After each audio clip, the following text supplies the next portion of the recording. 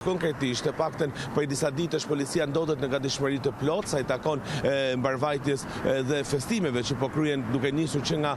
dita e Krishtlindjeve, duke vijuar me natën e ndrimit të viteve, të paktën masa që do të jenë në fuqi edhe ditët e para të janarit. Janë në fokus, le të themi, forcat e rendit, kryesisht të komisariateve të Tiranës dhe jo vetëm, por dhe nga drejtoria vendore e policisë së Tiranës, si dhe nga drejtoritë vendore të qarqeve të tjera, të cilët do të bëjnë monitorimin në terren dhe të jenë me orar më të zgjeruar, pra jo me 8 orash, por do të funksionojnë dhe do të punojnë dhe jashtë orarit të tyre duke patur një gatishmëri më të plotë. Ndërkohë në gatishmëri do të jenë dhe forcat e tjera, si ato forca shqiponja, por dhe të ndërhyrjes së shpejtë, nëse do të ketë përcjellje le të themi ose incidente të shënuara mes qytetarëve, qoftë natën e ndrimit të viteve ose më pas. Sa i takon masave të tjera, policia rrugore do të jetë gjithashtu në gatishmëri të plotë për parandalimin e aksidenteve, si dhe për